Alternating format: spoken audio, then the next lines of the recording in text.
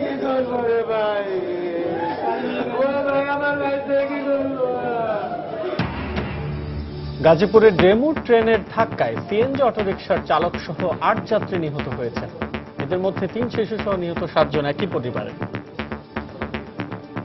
আমরা ট্রেন থেকে নাইমা দৌড়াইয়া সামনে গেলাম, সামনে গিয়ে দেখলাম ট্রেনের মধ্যে ওই সিএনজিটা বাজানো অবস্থায় আছে। তখন অনেকে মিলে এই সিএনজিটাকে আমরা ছুটাইলাম। ভুলে সে আরেক জায়গা দিয়া যাই দেখে যে ওই জায়গায় কোনো ক্রসিং নাই, না যাওয়ার কারণে সে ট্রেন লাইনের উপরে সিএনজিটা উঠাই দেয়। উঠে দেওয়ার পরে সিএনজি স্টার্ট বন্ধ হয়ে যায়। ঢাকা টাঙ্গাইল মহাসড়কে বাসাইলে বাস খাদে পড়ে 8 জনের মৃত্যু। এ নিয়ে একদিনে সারা দেশে মারা গেল 21 জন। গাড়ি অ্যাক্সিডেন্টের সংবাদে আমার টাঙ্গাইল থেকে 4টা গাড়ি স্পটে পৌঁছে ওরা 6টা মৃতদেহ উপরে উদ্ধার করে এবং 5 জন জীবিত উদ্ধার করে সদর হাসপাতালে পৌঁছে যেতেছে। গাড়ির ভিতরে এখন 2টা লাশ আছে। দেখছিলেন প্রধান শিরোনাম। সন্ধ্যার সময় সঙ্গে আছে আমি আসাদ আজিম এবং আমি সাইফুল রুদ্র। এবার অন্যান্য শীর্ষ সংবাদ। সন্ত্রাসবাদে জিরো টলারেন্স নীতি নেয়ায় দেশের শান্তি প্রতিষ্ঠিত হয়েছে।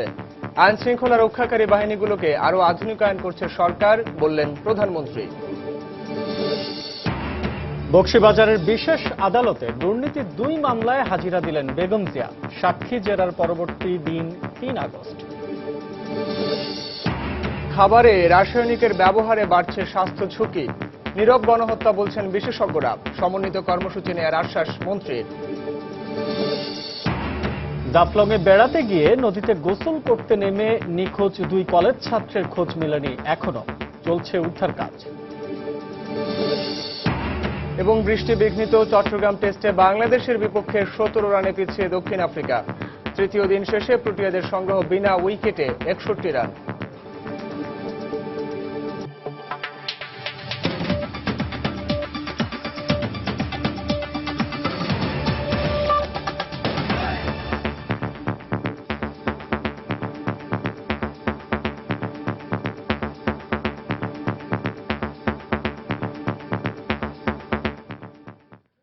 গাজীপুরে ডেমু ট্রেনের ধাক্কায় সিএনজি অটোরিকশার চালক সহ 8 যাত্রী নিহত হয়েছেন। এদের মধ্যে 3 শিশু সহ নিহত 7 জন একই পরিবারের সদস্য। পুলিশ জানিয়েছে লাশগুলো উদ্ধার করে স্থানীয় হাসপাতালে নেওয়া হয়েছে। দুর্ঘটনা কবলিত হায়দরাবাদ এলাকার ওই রেল ক্রসিং অনুমোদিত না হওয়ায় সেখানে কোনো গেটম্যান ছিল না বলে জানিয়েছেন স্থানীয়রা। গাজীপুর থেকে বিস্তারিত জানাচ্ছেন তানিন মেহেদী। প্রত্যক্ষদর্শীরা জানায় দুপুরে ঢাকা থেকে গাজীপুরগামী একটি ডেমু ট্রেন জয়দেবপুরের হায়দরাবাদের মধ্যপাড়া পার হওয়ার সময় রেল লাইনে আটকে পড়া একটি সিএনজি চালিত অটোরিকশাকে ধাক্কা দেয়। এতে ঘটনাস্থলেই সিএনজি চালক সহ 8 জন মারা যান। জোরতে একটা শব্দ হলো। শব্দ হওয়ার পরে আমরা ভাবলাম কি ব্যাপার, এরকম শব্দ হওয়ার কারণটা কি। লোকেরা ট্রেনের ভিতরে বলতেছে যে একটা সিএনজি বাজায়া ট্রেনে নিয়ে আসছে। পরে আমরা ওই জায়গায় যখন পুরো থাইমা গেল ট্রেনটা, পরে আমরা ট্রেন থেকে নাইমা দৌড়াইয়া সামনে গেলাম, সামনে গিয়ে দেখলাম ট্রেনের মধ্যে ওই সিএনজিটা বাজানো অবস্থায় আছে। সিএনজিটি 7 জন যাত্রী নিয়ে যখন রেল লাইনের উপরে উঠে যায়, ড্রাইভার সহ 8 জন, যাত্রী ছিল 7 জন, বাচ্চা ছিল 3 জন। এই সময় ডেমো ট্রেনটি চলে আসে এবং দূরত্ব খুব বেশি ছিল না। যখনই লাইনের উপরে উঠে যায় সিএনজিটি, তখনই ট্রেন চলে আসে সাথে সাথে। দুর্ঘটনার পরপরই পুলিশ এবং ফায়ার সার্ভিস মরদেহ উদ্ধার করে গাজীপুরের শহীদ তাজউদ্দিন আহমেদ মেডিকেল কলেজ ও হাসপাতালে নিয়ে আসে। রেল ক্রসিং এর অনুমোদন না থাকায় এ ধরনের দুর্ঘটনা ঘটেছে বলে জানিয়েছে কমলাপুর রেলওয়ে থানার ভারপ্রাপ্ত কর্মকর্তা। ট্রেন লাইনের উপরে সিএনজিটা উঠাই দেয়। উঠে দেওয়ার পরে সিএনজি স্টার্ট বন্ধ হয়ে যায়। পরবর্তী ইন্ডিপেন্ডেন্ট টাইমে ডেমো ট্রেন আসা এই সজরে ধাক্কা দিলে এই দুর্ঘটনা ঘটে। ঘটনাস্থলে 8 জন নিহত হয়, সিএনজি চালক সহ। আর উক্ত বিষয়ে আইনগত ব্যবস্থা গ্রহণ করা হচ্ছে। দুর্ঘটনার কারণ সম্পর্কে জানতে একটি তদন্ত কমিটি গঠন করা হবে বলে জানানো হয়েছে রেলওয়ের পক্ষ থেকে। তানিন মেহেদী, সময় সংবাদ, গাজীপুর। এই মুহূর্তে গাজীপুরের শহীদ তাজউদ্দিন আহমেদ মেডিকেল কলেজ হাসপাতালে আছেন আমাদের রিপোর্টার তানিন মেহেদী। আমরা সরাসরি চলে যাচ্ছি তার কাছে। তানিন। রুদ্র, দুর্ঘটনার পরে মরদেহগুলোকে শহীদ তাজউদ্দিন আহমেদ মেডিকেল কলেজ এবং হাসপাতালে নিয়ে আসা হয়েছে, যেটি গাজীপুর সদরে। এরপরে আমরা দেখেছি যে ঘটনাস্থল থেকে মূলত পুলিশ এবং ফায়ার সার্ভিসের উদ্ধারকর্মীরাই মরদেহগুলো নিয়ে আসে। আর নিয়ে আসার পরে নিহতদের যারা স্বজনরা ছিলেন, যেহেতু নিহতদের গ্রামের বাড়ি সবারই গ্রামের বাড়ি নরসিংদীতে, সেহেতু তাদের আসতে কিছুটা সময় লেগেছিল এবং আমরা কিছুক্ষণ আগে আমরা যেমনটি দেখেছি যে হাসপাতাল চত্বরে এবং হাসপাতালের মর্গের সামনে নিহতদের স্বজনদের যে হাজারি। এবং রুদ্র, জানিয়ে রাখছি, আজকের যে দুর্ঘটনা ঘটেছে সেই যে আটজনের মধ্যে 7 জনই অর্থাৎ সিএনজি চালক সহ 7 জনই একই পরিবারের বলে আমরা জেনেছি। এখানকার যারা দায়িত্বপ্রাপ্ত পুলিশ কর্মকর্তা রয়েছেন তারা আমাদেরকে বলেছেন এবং নিহতদের পরিবারের স্বজনেরাও আমাদেরকে বলেছেন। এর মধ্যে শাহ আলম যিনি মারা গিয়েছেন, শাহ আলম তিনি তার স্ত্রী, তার 2 সন্তান অর্থাৎ ছেলে মেয়ে এবং তার এক শালিকা সহ তার পরিবারেরই 5 জন তারা মারা গিয়েছেন এবং তার এক কাজিন রয়েছেন, তিনিও মারা গিয়েছেন এবং তাদের এক প্রতিবেশী মারা গিয়েছেন। আর এখন কিছুক্ষণ আগে এখানে আমরা দেখেছি যে কথা বলেছিলাম কমলাপুরের জিআরপি পুলিশের সঙ্গে। জিআরপি পুলিশ যেটি বলেছে যে এখানকার যাবতীয় কাজ সম্পাদন করার পরে মূলত নিহতদের স্বজনদের কাছে মরদেহগুলো হস্তান্তর করে দেওয়া হবে।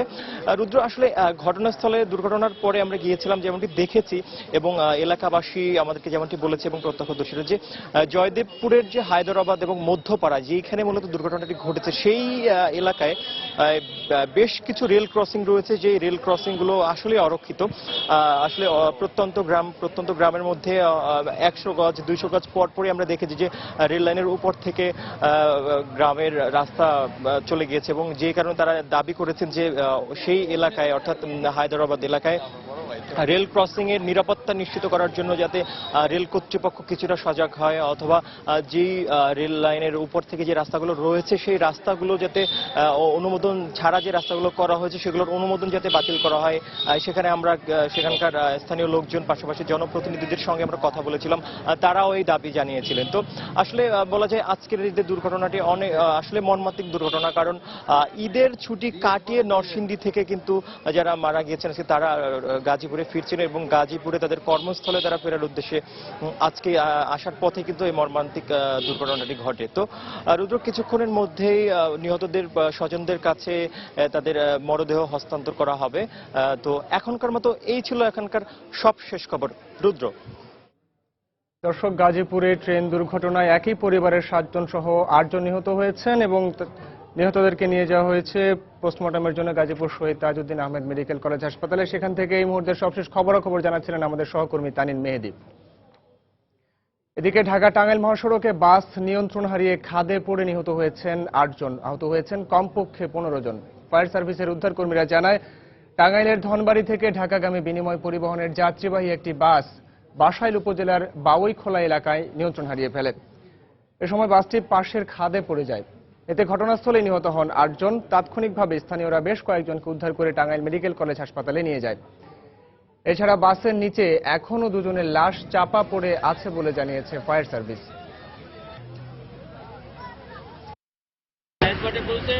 পৌঁছিয়ে ওরা 6টা মৃতদেহ উপরে উদ্ধার করে এবং 5 জন জীবিত উদ্ধার করে সদর হাসপাতালে পৌঁছে দিয়েছে। গাড়ির ভিতরে এখন 2টা লাশ আছে, পানি থাকার কারণে উদ্ধার করা সম্ভব হয় না, তাই ক্রেনকে ডাকা হয়েছে। এদিকে সিলেট ও ব্রাহ্মণবাড়িয়ায় সড়ক দুর্ঘটনায় নিহত হয়েছেন 5 জন। এ ঘটনায় আহত হয়েছেন অন্তত 23 জন। সকালে ব্রাহ্মণবাড়িয়া থেকে সিলেটগামী যুগান্তর এক্সপ্রেসের বাসটি ওসমানীনগর উপজেলার ব্রাহ্মণ গ্রাম এলাকায় নিয়ন্ত্রণ হারিয়ে ফেলে। এ সময় রাস্তার পাশের একটি খাদে পড়ে যায়। এতে ঘটনাস্থলে 2 নারী সহ 3 জন নিহত হন। এ সময় আহত হন আরো 20 যাত্রী। আহতদের স্থানীয় হাসপাতালে ভর্তি করা হয়েছে।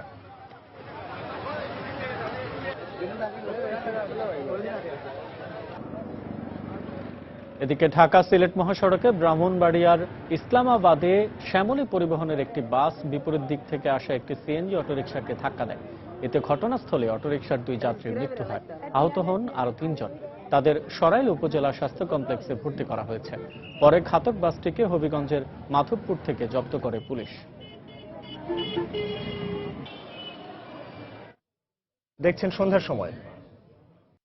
প্রধানমন্ত্রী শেখ হাসিনা বলেছেন, সন্ত্রাসবাদের ক্ষেত্রে জিরো টলারেন্স নীতি নেয়ায় বাংলাদেশে শান্তি প্রতিষ্ঠিত হয়েছে। প্রধানমন্ত্রীর কার্যালয়ে স্পেশাল সিকিউরিটি ফোর্স এসএসএফ এর প্রতিষ্ঠা বার্ষিকীর দরবারে প্রধানমন্ত্রী এই কথা বলেন। এ সময় তিনি বলেন, বিশ্বে জঙ্গি ও সন্ত্রাসী কর্মকাণ্ডের ধরন বদলেছে, আর সে বিষয়টি মাথায় রেখেই এসএসএফকে আধুনিকায়ন করা হয়েছে। রাষ্ট্র ও সরকার প্রধান এবং দেশের ভিভিআইপি ব্যক্তিদের নিরাপত্তা নিশ্চিত করতে 1986 সালে গঠন করা হয় রাষ্ট্রপতির নিরাপত্তা বাহিনী।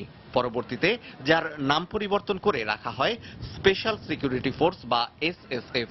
বাংলাদেশে সফররত বিদেশি রাষ্ট্র ও সরকার প্রধানদেরও নিরাপত্তা দেওয়ার ক্ষেত্রে প্রধান ভূমিকা এই বাহিনীর। বিশ্বের বিভিন্ন দেশ থেকে যখন এসএসএফ এর 29তম প্রতিষ্ঠাবার্ষিকীর দরবারে প্রধানমন্ত্রী শেখ হাসিনা বাহিনীর দক্ষতা এবং নিষ্ঠার প্রশংসা করেন, আর নিরাপত্তার কারণে যাতে জনসম্পৃক্ততা বাধা না পায় সে বিষয়টি নিশ্চিত করার নির্দেশ দেন। দায়িত্বশীলতা সেটা যেমন ঠিক, আবার সেই সাথে আরেকটা কথা মনে রাখতে হবে যে আমরা রাজনীতি করি, আমাদের কিন্তু মূল শক্তিটাই হচ্ছে জনগণ। জনবিচ্ছিন্ন যাতে না হয়ে যায় সেদিকে কিন্তু একটু লক্ষ্য রাখতে হবে।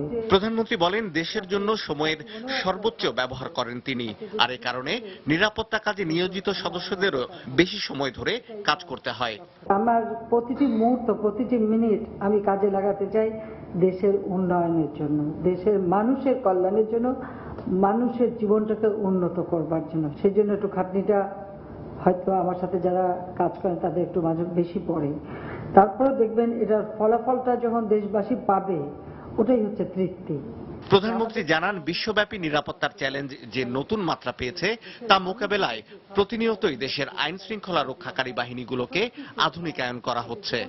একটি সময় ছিল যে বাংলাদেশ আন্তর্জাতিক বিশ্বের কাছেও একটা সন্ত্রাসী জঙ্গিবাদী দেশ হিসেবে প্রায় উত্থান ঘটছিল।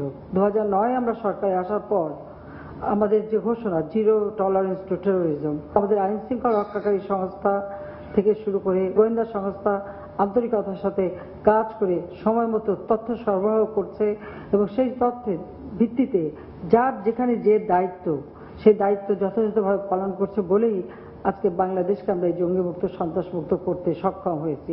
অতীতের ধারাবাহিকতায় ভবিষ্যতেও সর্বোচ্চ পেশাদারিত্ব আর নিষ্ঠার সঙ্গে এসএসএফ সদস্যরা কাজ করবেন বলে আশা প্রকাশ করেন প্রধানমন্ত্রী। শাহ আলী জয়, সময় সংবাদ, ঢাকা। জিয়া চ্যারিটেবল ট্রাস্ট ও জিয়া অরফানেজ ট্রাস্ট দুর্নীতির 2 মামলায় সাক্ষীকে জেরার পরবর্তী দিন 3 আগস্ট ধার্য করেছেন আদালত। চ্যারিটেবল ট্রাস্ট মামলায় আংশিক জেরা শেষে বেগম জিয়ার আইনজীবীদের আবেদনের পরিপ্রেক্ষিতে অরফানেজ ট্রাস্ট মামলার কার্যক্রম মুলতবি করেন আদালত। বিচার কাজ শুরুর নির্ধারিত সময়ের প্রায় 15 মিনিট আগেই বকশীবাজারে স্থাপিত অস্থায়ী বিশেষ জজ আদালতে আসেন বিএনপি চেয়ারপারসন বেগম খালেদা জিয়া। বৃহস্পতিবার সকাল 10:30টায় এদিনের কার্যক্রম শুরু হলে আইনজীবীদের সঙ্গে নিয়ে আদালতে প্রবেশ করেন তিনি। উচ্চ আদালতে একটি আবেদন বিচারাধীন থাকায় শুরুতেই জিয়া অরফানেজ ট্রাস্ট দুর্নীতি মামলার মুলতবি চেয়ে সময় আবেদন করেন তার আইনজীবীরা। পরে উভয় পক্ষের শুনানি শেষে মুলতবি আবেদন মঞ্জুর করে 3 আগস্ট মামলার পরবর্তী দিন ধার্য করেন আদালত। এর আগে চ্যারিটেবল ট্রাস্ট দুর্নীতি মামলায় দুদক কর্মকর্তাকে প্রায় ঘণ্টাখানিক জেরা করা হয়। আমরা দেখিয়েছি ইতিপূর্বে বর্তমান প্রধানমন্ত্রীর বিরুদ্ধে দুর্নীতি কমিশন বহু দুর্নীতি মামলা করেছে। আমি স্পেসিফিক্যালি মামলাগুলোর নাম বলেছি। আমরা মনে করছি দীর্ঘদিন পর এই মামলাগুলি আমরা সঠিকভাবে, আমরা অতি সুন্দরভাবে আদালতের সুষ্ঠু পরিবেশ রেখে আমরা মামলাটা শেষ করতে পারবো, সেই পথে আমরা এগোচ্ছি। বেগম জিয়ার বিরুদ্ধে অর্থ আত্মসাতের মামলা দায়ের করা হয়নি বলে জেরাকালে দুদক কর্মকর্তার করা মন্তব্যের উদ্ধৃতি দিয়ে তার আইনজীবীরা বলেন এই বক্তব্যই প্রমাণ করে মামলাটি উদ্দেশ্য প্রণোদিত। এই মামলার বাদী স্বীকার করেছে এই মামলায় কোনো আত্মসাতের ঘটনা ঘটে নাই এবং এই মামলায় সরকারের কোনো অর্থ ব্যয় হয় নাই। অতএব দুর্নীতি দমন কমিশনের অ্যাক্টের 5(2) ধারায় যে প্রতিপত্ত দরকার এখানে সেটা নাই এবং রাজনৈতিক উদ্দেশ্যে এই মামলাটি করা হয়েছিল। তবে বেগম জিয়ার আইনজীবী ও জেরার প্রেক্ষিতে বাদীর দেয়া বক্তব্যের ব্যাখ্যা দেন দুদকের আইনজীবীরা। নিজে লাভবান হওয়ার জন্য, তার 2 পুত্র তারেক রহমান এবং আরাফাত রহমান কোকোকে লাভবান করার জন্য তিনি এই ট্রাস্টের অর্থগুলি আত্মসাৎ করেছেন। যে সমস্ত ব্যক্তিদের কাছ থেকে টাকা পয়সা নিয়েছেন সেই নেওয়াটা বৈধ ছিল না। এই অবৈধ লেনদেনের অর্থ আত্মসাৎ করার কারণে এই মামলাটা তৈরি হয়েছে। এ 2 দুর্নীতি মামলার 69 কার্যদিবসের মধ্যে এ নিয়ে মোট 11 বার আদালতে হাজির হলেন বিএনপি চেয়ারপারসন বেগম খালেদা জিয়া। সালাউদ্দিন সুমন, সময় সংবাদ, ঢাকা। জাতির জনক বঙ্গবন্ধু শেখ মুজিবুর রহমানকে আগামী প্রজন্মের কাছে তুলে ধরার পাশাপাশি তার মৃত্যুবার্ষিকী সার্বজনীনভাবে পালনে গণমাধ্যমের ভূমিকা রাখার আহ্বান জানিয়েছেন আওয়ামী লীগের সাধারণ সম্পাদক ও জনপ্রশাসন মন্ত্রী সৈয়দ আশরাফুল ইসলাম। দুপুরে রাজধানীর ধানমন্ডিতে আওয়ামী লীগ সভানেত্রীর কার্যালয়ে গণমাধ্যমের সাথে এবং শীর্ষ ব্যক্তিদের সঙ্গে এক আলোচনা সভায় তিনি এই আহ্বান জানান। এ সময় তিনি আরো বলেন, স্বাধীন বাংলাদেশের স্থপতি বঙ্গবন্ধুর প্রতি দল মত নির্বিশেষে সবার যথোপযুক্ত সম্মান জানানো উচিত। শেখ মুজিবুর রহমানের 40তম মৃত্যুবার্ষিকী উপলক্ষে আওয়ামী লীগ 40 দিন ব্যাপী কর্মসূচি পালন করবে বলেও জানিয়েছেন সৈয়দ আশরাফ। এবার যেহেতু 40তম শাহাদাত বার্ষিক, সেখানে আপনাদের চ্যানেলে অনুরোধ করুন, আপনারা আপনাদের মতো করে আপনারা বঙ্গবন্ধুকে তুলেছেন এবং সেই ক্রিয়েটিভ আপনার জিনিয়াস আপনাদের কাছে আছে। সুতরাং আমি আশা করি যে আপনার এই জাতীয় শোক দিবস উপলক্ষে যে আপনারা প্রোগ্রামগুলি করবেন, আমি বিশ্বাস করি যে আপনারা ইনোভেটিভ হবেন এবং আমরা সবাই আপনাদের এই বিভিন্ন প্রোগ্রাম থেকে আমরা বঙ্গবন্ধুকে আবার নতুন করে তুলব। আইনমন্ত্রী অ্যাডভোকেট আনিসুল হক বলেছেন, কাউকে বিশেষ সুবিধা দেওয়ার জন্য নয়, বরং সেসব কর্মচারীর বিরুদ্ধে প্রশাসনিক ব্যবস্থা নেওয়ার জন্যই কর্মকর্তা কর্মচারী আইন 2015 এর খসড়ার অনুমোদন দেওয়া হয়েছে। সকালে রাজধানীর বিচার প্রশাসন ও প্রশিক্ষণ ইনস্টিটিউটে সহকারী জেলা জজদের এক প্রশিক্ষণ কর্মশালার উদ্বোধন শেষে সাংবাদিকদের তিনি একথা বলেন। এ সময় আইনমন্ত্রী জানান, সিলেটের শিশু রাজন হত্যার বিচার দ্রুত করার জন্যই আগামী 3-4 দিনের মধ্যে আসামিদের বিরুদ্ধে অভিযোগপত্র দেওয়া হবে। তার বিরুদ্ধে যদি কোনো মামলা হয়, তাকে যদি গ্রেফতার করার প্রয়োজন হয়, তাহলে সরকারকে জানালে পরে ডিপার্টমেন্টাল যে ইয়েগুলি তার বিরুদ্ধে ডিপার্টমেন্টাল প্রসিডিংস যে তার বিরুদ্ধে নেওয়া হবে, সেইগুলি সম্বন্ধে তাকে সরকারকে জ্ঞাত করা হলো এবং সরকার সেই সব পদক্ষেপ নেওয়ার জন্য প্রস্তুত হবেন। এখানে কোনো প্রিভিলেজ দেওয়া হচ্ছে না। তাই আমি বলবো যে এইটা নিয়ে যে বিতর্ক হচ্ছে সেটা খুব আমার মনে হয় অমূলক। সন্ধ্যার সময় আরো থাকছে। হেড কাউন্টিং থেকে বাদ পড়েছেন কুড়িগ্রামের ছিটমহলের অনেক অধিবাসী। নাগরিকত্ব নিয়ে জটিলতায় পড়ার শঙ্কা।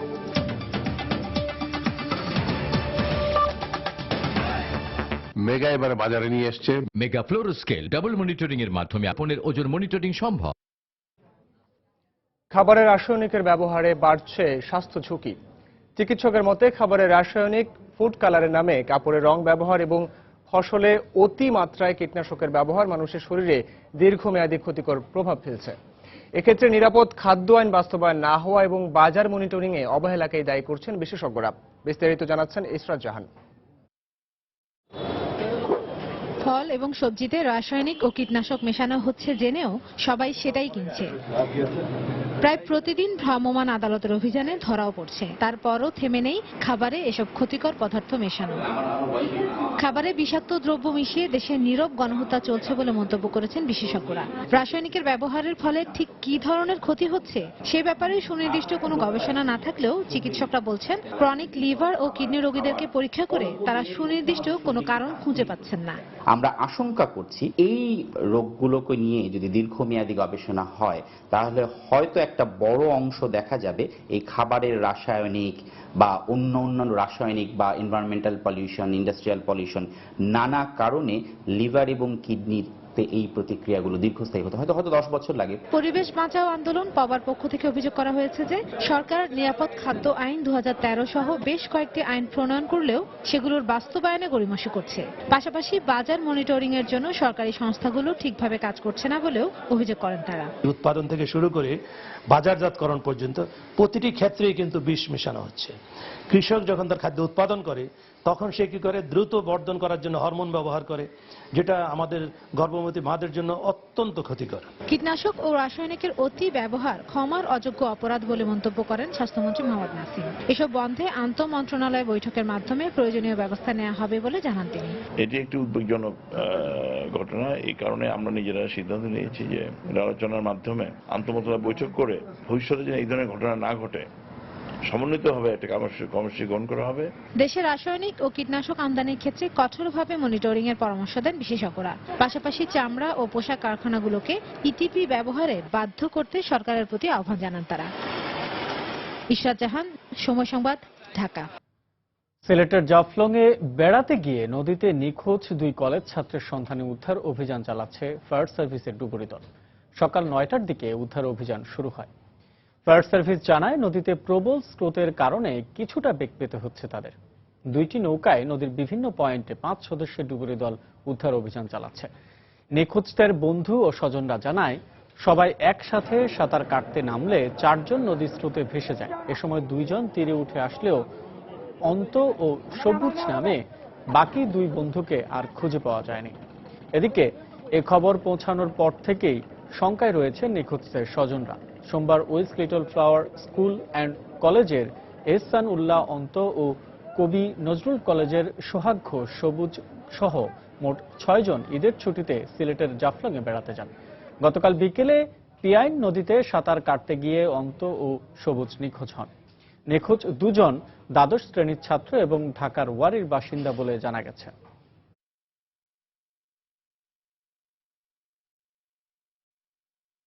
4 জন গেছে, 2 জনকে উদ্ধার করা হয়েছে। একজন ওই মাঝি নৌকার বইটা হালাইছে, বইটা নিয়ে ধরে উঠছে, আর একজন লোক দেখছে সাঁতার কাটতেছিল, ওকে ধরে নিয়ে আসছে। শুনে সে ঢাকা থেকে আমরা বুঝতে পারছি আমরা ওয়ারি অবস্থায় থাকি, ওয়ারিতে থাকি। তো সেখান থেকে আমরা তৎক্ষণাৎ 4টার দিকে রওনা দিচ্ছি। এখানে এসে যতটুকু ফায়ার সার্ভিসের অথবা ফায়ার ব্রিগেডের লোকদের কাছ থেকে যতটুকু শুনলাম, তারা রাত 8টা পর্যন্ত তাদের কার্যক্রম অব্যাহত ছিল, বাট তারা তখনও পায়নি বৃষ্টির কারণে এবং স্রোতের কারণে। পানি এমন ঠান্ডা যে একদম মানে বরফের মতো ঠান্ডা, যার জন্য লাশ ভেসে ওঠার সম্ভাবনা কম এবং লাশ সম্ভবত গর্তে বা যে কোনো জায়গায় আটকে গেছে। তা আমাদের ডুবুরিরা এক জায়গায় 2-3 বার করে প্রায় 1 কিলোমিটার জায়গা পর্যন্ত আমরা অব্যাহত রেখেছি। আমাদের প্রচেষ্টা অব্যাহত আছে। ইনশাল্লাহ আমরা যতক্ষণ না পাওয়া যাবে আমরা খুঁজে যাব। কক্সবাজারে ছিনতাইকারীর ছুরিকাঘাতে এক টুরিস্ট পুলিশ নিহত হয়েছেন। সকালে শহরের সিভিল সার্জন কার্যালয়ের সামনে এই ঘটনা ঘটে। এ সময় ঘটনাস্থল থেকে 2 ছিনতাইকারীকে আটক করা হয়। পুলিশ জানায়, ওই এলাকায় কয়েকজন পর্যটক ছিনতাইকারীর কবলে পড়েন। তাদের জিনিসপত্র নিয়ে পালিয়ে যাওয়ার সময় টহলরত টুরিস্ট পুলিশ ছিনতাইকারীদের ধাওয়া করে। এ সময় কনস্টেবল পারভেজ এক ছিনতাইকারীকে ধরলে পেছন থেকে অপর ছিনতাইকারী তাকে উপর্যুপরি ছুরিকাঘাত করে। পরে গুরুতর অবস্থায় উদ্ধার করে জেলা সদর হাসপাতালে নেয়ার পর কর্তব্যরত চিকিৎসক তাকে মৃত ঘোষণা করেন। নিহত পারভেজ হোসেনের বাড়ি কুমিল্লার সদর উপজেলার গৌরী সেন এলাকায় বলে জানিয়েছে পুলিশ।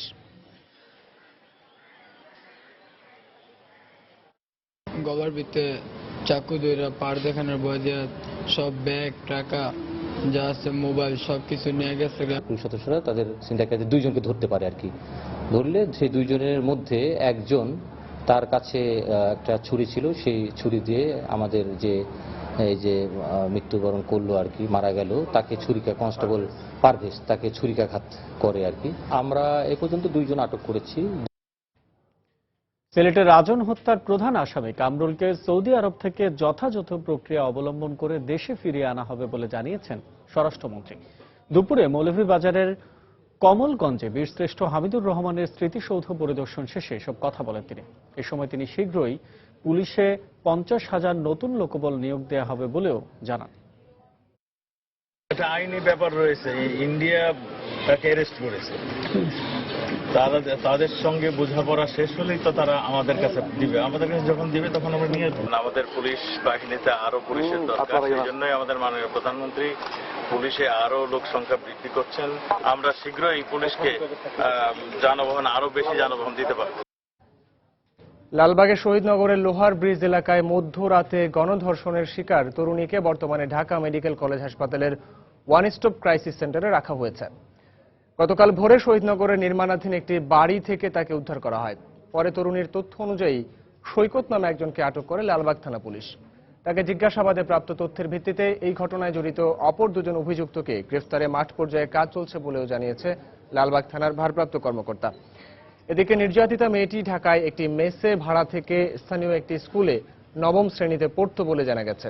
ওয়ান স্টপ ক্রাইসিস সেন্টারে যোগাযোগ করা হলে ফরেনসিক রিপোর্ট পেতে সপ্তাহখানেক সময় লাগবে বলে জানায় কর্তৃপক্ষ।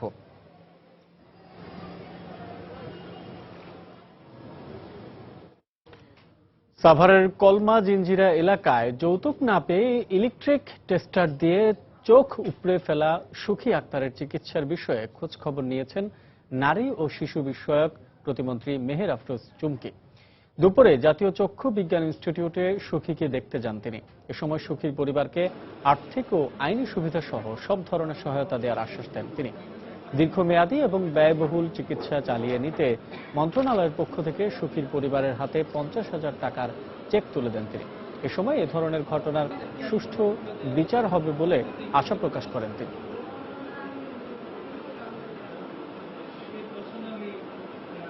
তার স্বামী এখন অ্যারেস্ট হয়ে আছে। আমরা আশা করছি যে খুব তাড়াতাড়ি আর বাকি যারা আছে তাদেরকেও ধরার ব্যবস্থা গ্রহণ করবে।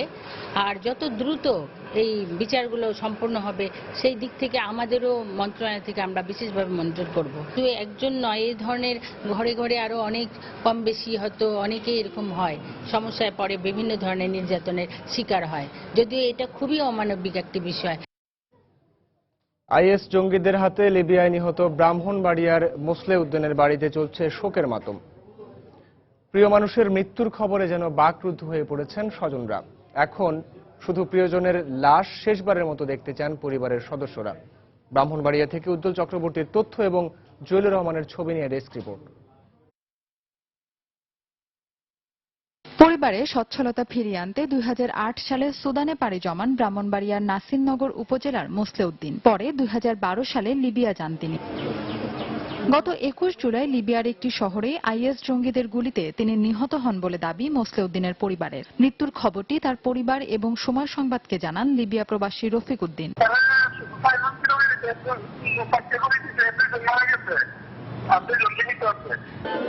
এদিকে এ খবর জানার পর থেকে দাঁতমন্ডল গ্রামে চলছে শোকের মাতম। তাদের দাবি যত দ্রুত সম্ভব মোসলে উদ্দিনের লাশ দেশে ফিরিয়ে আনার ব্যবস্থা করা হোক। আমার ছেলে গাড়ি নিয়ে ঘুরতে গেছি, এবারে আইসির গুলিয়ে মারা গেছে।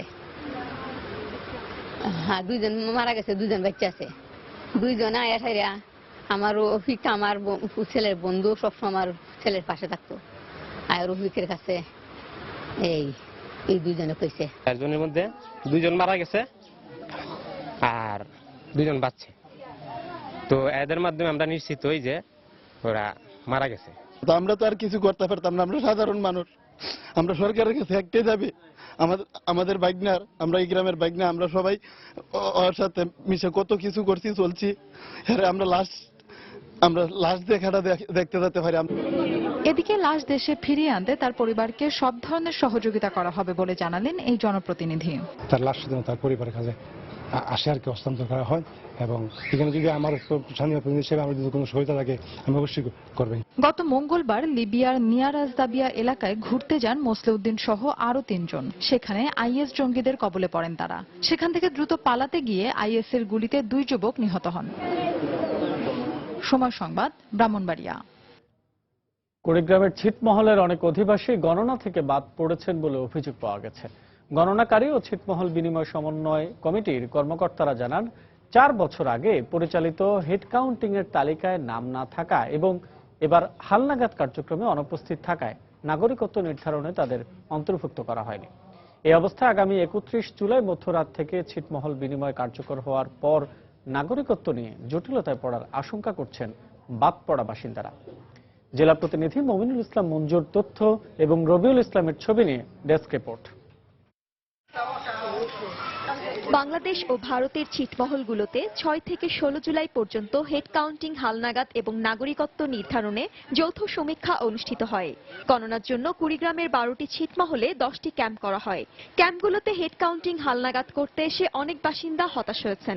2011 সালের জুলাই মাসে পরিচালিত হেড কাউন্টিং এর সময় বাড়িতে না থাকায় তালিকাভুক্ত হতে পারেননি অনেকে।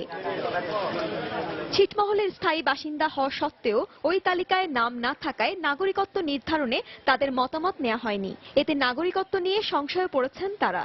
11 সালে যখন জরিপটা হয়েছিল তখন আমি বাড়ি ছিলাম না, আত্মীয়র বাড়িতে গেছি।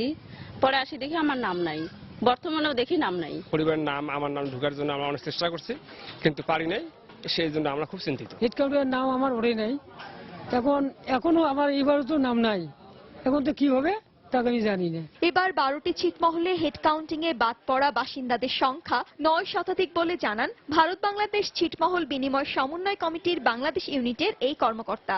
31শে জুলাইয়ের পরে এরা কোন দেশের নাগরিক হবে তাদের মতামত পাওয়া যায় নাই, অতএব এ বিষয় নিয়ে আমরা খুব আশঙ্কাগ্রস্ত। এদিকে গণনাকারীরা বলছেন 2011 সালের হেড কাউন্টিং এ বাদ পড়া অধিবাসীরা এবারের হেড কাউন্টিং এ হালনাগাদ কার্যক্রমে উপস্থিত হলেও নিয়ম না থাকায় তাদের অন্তর্ভুক্ত করা হয়নি। 2011 সালে কিছু সংখ্যক লোক হেড কাউন্টিং এ বাদ পড়েছিল, সেই সমস্ত লোক আইনের পরিপন্থী হওয়ায় আমাদের কোনো স্কোপ না থাকায় আমরা তাদের নামে অন্তর্ভুক্ত করতে পারিনি। বাদ পড়াদের তালিকায় অন্তর্ভুক্ত করার সুযোগ দেওয়ার পাশাপাশি হালনাগাদে যারা উপস্থিত হতে পারেননি তাদের জন্য সময় বাড়াতে দুদেশের সরকারের প্রতি অনুরোধ জানান ছিটমহল বিনিময় সমন্বয় কমিটির শীর্ষ এই কর্মকর্তা। যে লোকগুলো তালিকার বাইরে থেকেছে কিন্তু ছিটমহলের নাগরিক, তাদের অন্তর্ভুক্তির সুযোগ দেওয়া, একই সঙ্গে বর্তমান যে তালিকা ধরে জনগণনাটি হচ্ছে অনেকেই কিন্তু আসতে পারেনি, তাদেরকেও অন্তর্ভুক্তির জন্য একটা সময় বাড়িয়ে দিয়ে একটা সুযোগ সৃষ্টি করাটা উচিত হবে। 2011 সালের জুলাই মাসে পরিচালিত হেড কাউন্টিং অনুযায়ী এই 12টি ছিটমহলের জনসংখ্যা ছিল 8300 জন। 2015 সালের হালনাগাদে এই সংখ্যা দাঁড়িয়েছে 8132 জনে। সময় সংবাদ, কুড়িগ্রাম। চতুর্থবারের মতো পেছালো বহুল আলোচিত সাবেক অর্থমন্ত্রী শাহ এএমএস কিবরিয়া হত্যা মামলার চার্জ গঠন। তবে চার্জ গঠনের পরবর্তী তারিখ 3 আগস্ট নির্ধারণ করা হয়েছে। সকালে সিলেট বিভাগীয় দ্রুত বিচার ট্রাইব্যুনালে এই মামলার অন্যতম আসামি সাবেক স্বরাষ্ট্র প্রতিমন্ত্রী লুৎফুজ্জামান বাবর সহ 13 জনকে হাজির করা হয়। তবে অসুস্থ থাকায় এই মামলার অন্যতম আসামি সিলেট সিটি কর্পোরেশনের বরখাস্তকৃত মেয়র আরিফুল হক চৌধুরীকে হাজির না করার কারণে চার্জ গঠন করা সম্ভব হয়নি।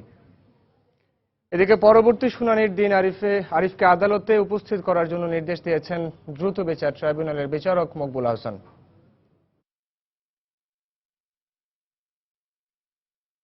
আইনের বিধান হচ্ছে 300 ফৌজদারি কার্যবিধি 353 ধারা মতে সকল আসামির উপস্থিতিতে শুনানি গ্রহণ করতে হয়।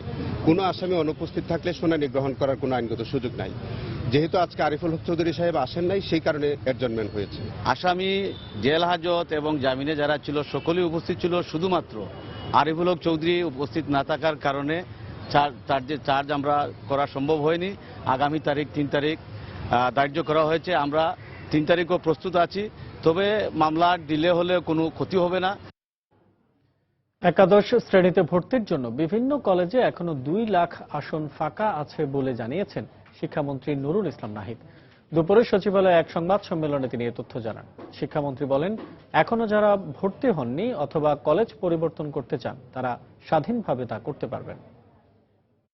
আমাদের সারা দেশের নতুন নতুন যে কলেজগুলো হয়েছে সেখানে অনেক আসন ফাঁকা আছে এবং সেটা 2 লক্ষের কম না বেশি, আমি কমায়া বললাম। সবচেয়ে এখানে যদি আমি কৃপণের মতো বলি তাহলেও বলছি 2 লক্ষের বেশি আসন ফাঁকা আছে। যারা ভর্তি হয়েছেন অথবা হতে পারেন নাই অথবা কোনো কারণে তারা দরখাস্ত করতে পারেন নাই, তারা আমাদের খালি আসন আছে এমন প্রচুর কলেজ আছে যেখানে তারা ভর্তি হইতে পারেন। সেখানে যদি তারা মনে করেন ভর্তি হবেন, গেলে তাদেরকে ভর্তি করবে, অথবা যদি চান কেউ বদলি হইয়া অন্যখানে চলে যেতে, সেই সুযোগ থাকলো। তারা এখন স্বাধীনভাবে তারা করতে পারবেন। বাংলাদেশে প্রতিদিন নিজ সংসারে বিরামহীন শ্রম দিচ্ছেন প্রায় 5.5 কোটি নারী, কিন্তু দেশের অর্থনীতিতে তাদের শ্রমের কোনো মূল্যায়ন নেই। গবেষকরা বলছেন, নারীর এই অদৃশ্য শ্রম জাতীয় আয় অন্তর্ভুক্ত না হওয়ায় সমাজে নারীরা বঞ্চিত হচ্ছেন তাদের প্রাপ্য সম্মান থেকে। নারীর গৃহস্থালী কাজের আর্থিক মূল্য নির্ধারণ করে তা মোট দেশজ উৎপাদনে অন্তর্ভুক্ত করার উপর গুরুত্ব আরোপ করেছেন তারা। আরো জানাচ্ছেন তাহসিনা জেসি। বিভিন্ন বেসরকারি সংস্থার গবেষণায় দেখা যায়, শহুরে বা গ্রামীণ একজন নারী দৈনিক গড়ে 16 থেকে 20 ঘন্টা সময় গৃহস্থালীর প্রায় 45 ধরনের কাজ করে থাকেন। এসবের মধ্যে রয়েছে পরিবারের সদস্যদের দেখাশোনা, রান্নাবান্না সহ বিভিন্ন কাজ। বেসরকারি গবেষণা সংস্থা সিপিডি বলছে, নারীর কাজের বিপরীতে একজন পুরুষ মাত্র 3% কাছাকাছি গৃহস্থালী কাজে নিয়োজিত থাকেন। বাচ্চাদের খাওয়াই স্কুলে পাঠাই, তারপর আমার গরু আছে, কিছু ছাগল আছে, হাঁস মুরগি আছে, ওদেরকে খাবার টাবার দেই। পাশে কিছু জমি আছে, ওগুলো শাকসবজি আছে, ওগুলো করি। ঘুম থেকে উঠে থালা বাসন ধুই, ঘর ঝাড়ু দেয়, ঘর উঠান ঝাড়ু দেয়। গবেষকরা বলছেন, নারীর গৃহকর্মের আর্থিক মূল্য হিসাব না করায় কাজগুলো অর্থনীতিতে অদৃশ্য থেকে যাচ্ছে। বিভিন্ন দেশের মতো সময় ব্যবহার জরিপ করে এর আর্থিক মূল্য নির্ধারণ করার পরামর্শ তাদের। আমাদের গভর্নমেন্ট একটা ভালোভাবে গবেষণা করবে বাংলাদেশ পরিসংখ্যান ব্যুরোর মাধ্যমে। গৃহস্থালী কাজে যে নারীরা আছে এটা বিরাট অংশ, তারা কতটুকু সময় দিচ্ছে সংসার, তাদের অর্থমূল্যগুলোকে কিভাবে বের করা যায়, তাতে আমরা আসলে দেখতে পারবো যে আসলে এই জিডিপি আর ওইডিটির মধ্যে কত বড় একটা পার্থক্য। কিছু স্টাডি আছে, আমি মনে করি এটা আরো ব্যাপকভাবে হওয়া উচিত, যে নারী আসলে কিভাবে তার গৃহকর্মে সময়গুলো ব্যয় করে, যেখানে আসলে অন্যদের অংশগ্রহণ সম্ভব ছিল কিনা। নারীর গৃহস্থালীর কাজকে স্বীকৃতি দিলে সমাজে নারীর প্রতি সহিংসতা কমবে বলেও মনে করেন এই গবেষকেরা। যে একজন নারী যেন খুব আনন্দের সাথে, গর্বের সাথে বলতে পারেন আমি একজন ভালো মা, আমি একজন ভালো স্ত্রী, আমি একজন সমাজের ভালো নাগরিক। এইটা বলতে গিয়ে তাকে যেন হীনমন্যতায় ভুগতে না হয় যে আমি চাকুরি করি না সুতরাং আমার কোনো মূল্য নাই। আমরা সেই জায়গাটায় যেতে চাচ্ছি। আমরা চাচ্ছি তাদেরকে মূল্যায়ন করা হোক, তাদের নিজেদের সিদ্ধান্ত গ্রহণের ক্ষমতাটা বাড়বে, দেখা যাবে নির্যাতনটা আসলেই কমে যাবে। গৃহস্থালী কাজে নারীদের ব্যাপক অবদান সম্পর্কে অর্থনীতিতে আরো বৃহত্তর পরিসরে গবেষণা হওয়া উচিত বলেও মনে করেন তারা। তাহসিনা জেসি, সময় সংবাদ, ঢাকা।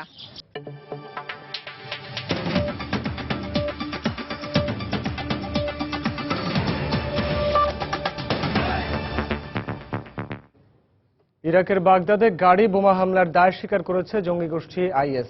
শিয়া অধ্যুষিত আল সুরতা আল রাব্বা এলাকায় বোমা বিস্ফোরণে 20 জন নিহতের একদিন পর বৃহস্পতিবার অনলাইনে প্রকাশিত এক বিবৃতিতে ওই হামলায় নিজেদের সম্পৃক্ততার কথা জানায় ইসলামিক স্টেট। আল জাজিরার এক প্রতিবেদনে বলা হয়, বুধবার বাগদাদের বিভিন্ন স্থানে সিরিজ বোমা হামলায় অন্তত 37 জন নিহত হয়, আহত হয় অর্ধশতাধিক মানুষ। এদিন বাগদাদের আল বায়া, আল শাবাব এবং জাফরানিয়া এলাকায়ও বোমা হামলা হয়, তবে কারো পক্ষ থেকে এসব স্থানে হামলা চালানোর দায় স্বীকার করা হয়নি। এর আগে বুধবার ফালুজা শহরে ইরাকের আইএসের আত্মঘাতী বোমা হামলায় 22 জন ইরাকি সেনা নিহত হন। এদিকে আনবার ও সালাউদ্দিন প্রদেশে আইএস বিরোধী অভিযানে অর্ধশতাধিক জঙ্গি নিহত হয়েছে। ইরাকের এমন অস্থিতিশীল পরিস্থিতির মধ্যে বৃহস্পতিবার বাগদাদ সফরে আসেন মার্কিন প্রতিরক্ষা মন্ত্রী অ্যাশটন কার্টার।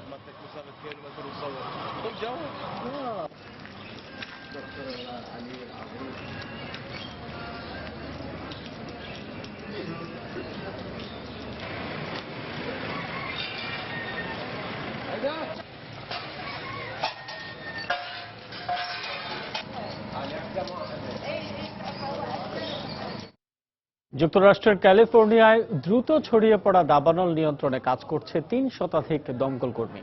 বুধবার এই দাবানলে পুড়ে যায় নাপা কাউন্টি এলাকার প্রায় 1000 একর বনাঞ্চল। সেখানকার কোল্ড ক্যানিয়ন ল্যান্ডফিল থেকে 3 অভিযাত্রীকে উদ্ধার করে দমকল কর্মীরা। দাবানলের কারণে বন্ধ করে দেয়া হয়েছে স্থানীয় মহাসড়ক। আগুন নিয়ন্ত্রণে দমকল কর্মীদের পাশাপাশি বিমান থেকে পানি ছেটানো হচ্ছে।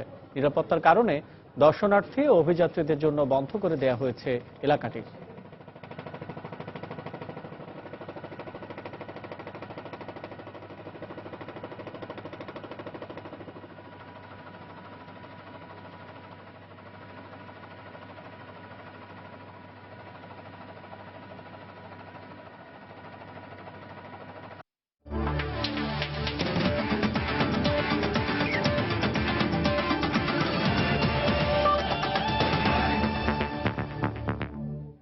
বাংলাদেশ দক্ষিণ আফ্রিকা টেস্ট সিরিজ প্রসঙ্গ।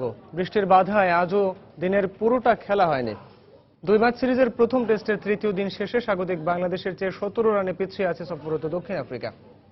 টাইগারদের প্রথম ইনিংসে 326 রানের জবাবে নিজেদের দ্বিতীয় ইনিংসে তাদের সংগ্রহ বিনা উইকেটে 61 রান। এর আগে প্রোটিয়াদের প্রথম ইনিংসে সংগ্রহ ছিল 248 রান। আগের দিনের 4 উইকেটে 179 রান নিয়ে তৃতীয় দিনের শুরুতে খুব একটা সুবিধা করতে পারেনি বাংলাদেশ। দিনের শুরুতে ব্যক্তিগত 28 রানে ডেলিস্টেনের শিকার হন অধিনায়ক মুশফিক। দলীয় 195 রানে 5 উইকেট হারানোর পর ব্যাটিংয়ে হাল ধরেন সাকিব ও লিটন দাস। এই জুটি থেকে আসে গুরুত্বপূর্ণ 82 রান। ব্যক্তিগত 47 রানে সাকিবের আউটের পর ক্যারিয়ারের প্রথম 50 তুলে সাজঘরে ফেরেন লিটন দাস। শহীদ খেলেন 25 রানের ঝড়ো ইনিংস। শেষ পর্যন্ত স্বাগতিকরা অল আউট হয় 326 রানে। ডেলিস্টেইন ও হার্মার নেন 3টি করে উইকেট। প্রোটিয়াদের বিপক্ষে 78 রানের লিড পায় বাংলাদেশ। পিছিয়ে থেকে দ্বিতীয় ইনিংসে দেখে শুনে শুরু করেন দক্ষিণ আফ্রিকার 2 ওপেনার। তবে প্রোটিয়াদের দলীয় 61 রানে আবারও বৃষ্টি নামলে দিনের বাকি সময়ে খেলা পণ্ড হয়ে যায়। দক্ষিণ আফ্রিকার 2 ওপেনার ভ্যান জাইল 33 ও এলগার 28 রানে অপরাজিত থেকে চতুর্থ দিনের খেলা শুরু করবেন। Just mentioned the coaching staff blown in. Thankfully, they've generally blown away. Hopefully not drop anything on the... সন্ধ্যার সময়ে পর্যায়ে শীর্ষ সংবাদ জানিয়ে দিচ্ছে আরো একবার। গাজীপুরে ডেমু ট্রেনের ধাক্কায় একই পরিবারের 7 জন সহ টেম্পোর 8 যাত্রী নিহত।